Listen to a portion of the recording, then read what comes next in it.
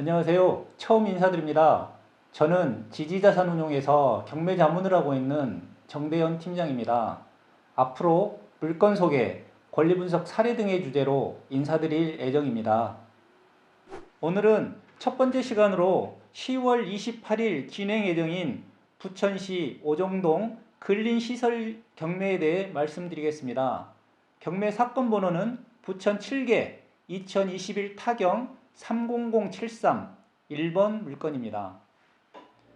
해당 물건은 오정동 139-48번지 소재한 근린시설 건물로서 토지 면적은 298.4제곱미터로 90.3평, 건물 면적은 지하 1층, 지상 3층에 제시에 포함 549.2제곱미터 166평인 물건으로 1991년 사용 승인을 받은 건물입니다. 본건은 토지, 건물 포함 일괄 매각으로 진행되며 2021년 9월 23일 감정가 12억 900만 원을 시작가로 진행된 1차 매각은 유찰되었고요. 2021년 10월 28일 감정가의 70% 가격인 8억 4,600만 원을 시작가로 2차 매각이 진행될 예정입니다. 먼저 위치를 보시면 경기도 부천시 오정동은 서울 강서구 마곡지구와도 멀지 않고 가까이 산업단지들도 많은 편입니다. 또한 부천시 안에서만 보면 외곽에 위치해 상대적으로 개발이 덜 된 낙후된 구도심으로 주변은 노후 건물도 많고 대단지 아파트도 거의 없이 연식이 오래된 나홀로 아파트, 빌라 등이 혼재하고 있습니다. 무엇보다 교통이 불편해 애매한 위치입니다.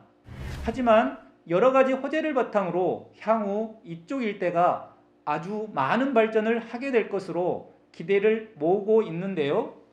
제가 말씀드릴 부분은 두 가지입니다. 첫 번째, 교통 호재와 두 번째, 주변 개발 호재입니다. 먼저 교통 호재로는 원정동 사거리에 2023년 2월 개통 예정인 서해선의 연장선 대곡 소사선의 원종역이 개통 예정입니다. 원래대로라면 2021년 7월 개통 예정이었지만 19개월 정도 상당 기간 개통이 지연된 상태로 최근 발표에 의하면 2023년 초 개통 예정으로 알려져 있습니다. 원정 소사 구간의 경우 2022년 초 부분 개통이 예정에 있다고 하니 근방의 교통 환경이 많이 나아질 것으로 예상됩니다.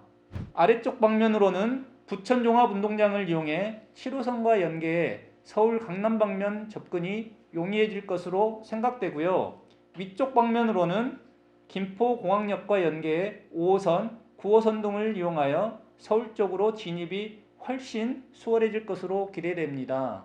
장기적인 계획이지만 대곡 소사선뿐만 아니라 환승역만 6개로 서부권 곳곳을 훑고 지나가는 대장 홍대선도 계획되어 있는데요. 이 노선의 경우는 청라까지 연결도 얘기가 나오는데 이번 4차 국가철도망 구축 계획의 추가 검토 사업으로 포함되기도 했습니다. 그리고 마지막으로는 송도, 마석까지 연결되는 GTX B 노선이 부천 종합운동장역에 정차될 예정이라고 합니다. 주변 개발 호재로는 바로 물건지 인근 군부대 이전 도시개발 사업과 3기 신도시 부천대장지구 개발이 예정에 있습니다.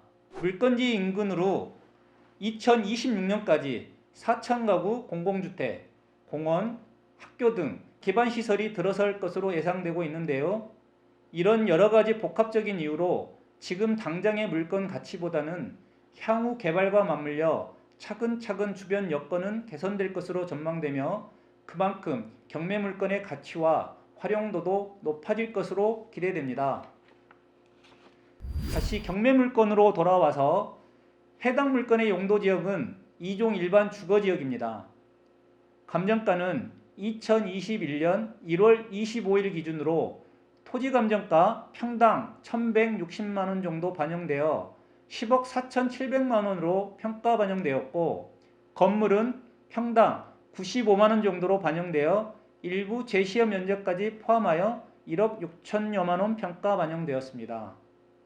한 번 유찰된 최저가 8억 4,600만 원대라는 점을 감안하면 토지 면적당 단가는 약 937만 원 정도입니다. 이곳의 개별 공시지가는 평당 약 600만 원입니다.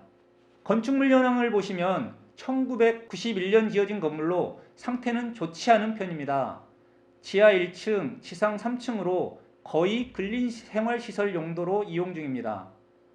현황상 거의 공실이라는 내용을 봤을 때 활용도 거의 못하고 있는 듯하여 이 부분의 아쉬움은 더욱 큽니다.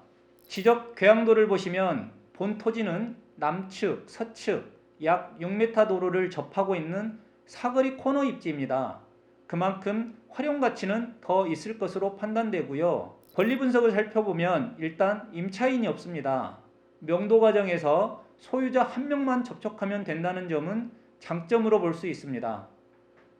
등기 권리는 말소 기준 권리가 2013년 5월 근저당권이며 이후 설정된 근저당, 압류, 가압류 등이 모두 소멸되는 권리들로 말소되지 않는 권리는 없다는 것과 채권액이 20여 원이 넘고 강제경매와 임의경매가 중복경매로 진행 중이기 때문에 취하 가능성도 낮아 보입니다.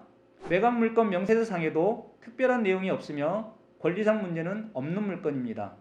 해당 물건의 활용은 교통 여건이 좋아진다는 가정하에 주거 수요는 증가될 것으로 기대되므로 향후 개발 정도에 따라 주변 여건에 맞춰 건물 활용 방안을 강구해 볼 수 있겠고, 여의치 않은 경우 다세대 주택이나 도시형 생활주택 등의 공동주택 신축으로 활용해 보시는 것도 좋을 것 같습니다.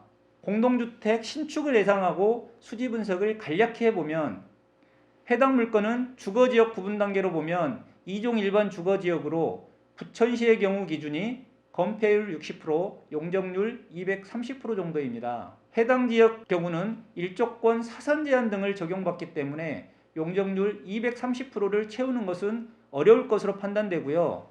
대략 계산해보면 1층은 필로티 구조로 건폐율 55%, 용적률 170% 이내 정도로 예상해보면 건물 면적 150평 정도는 되지 않을까 싶습니다. 이론적으로 실평수 15평짜리 10개 공동주택 정도는 나올 것 같습니다. 그럼 토지 매입비, 직접 감적 공사비 등이 투자 비용이 될 것이고 분양 수입이 수익 금액이 될 것인데 실평수 평당 2천만 원에서 2,300만 원 정도에 분양하고 있는 것을 확인해 볼 수 있습니다. 공실 없이 전부 분양이 된다고 가정하고 분양가를 전용 면적 기준으로 2천만 원으로 잡으면 분양 수입은 대략 30억 원 선. 공사비가 관건일 것 같은데 직간접 공사비를 평당 900만 원 정도로 진행한다고 하면 13억 5천만 원 정도가 나올 것으로 예상됩니다. 그럼 토지 매입을 얼마까지 해야 할지 계산이 되고 목표 수익에 맞춰 입찰가를 정하시면 될 듯합니다. 건축 전문가가 아닌 개인적인 의견이므로 이에 대한 세부 검토는 건축 전문가를 통해 확인하시기 당부드립니다.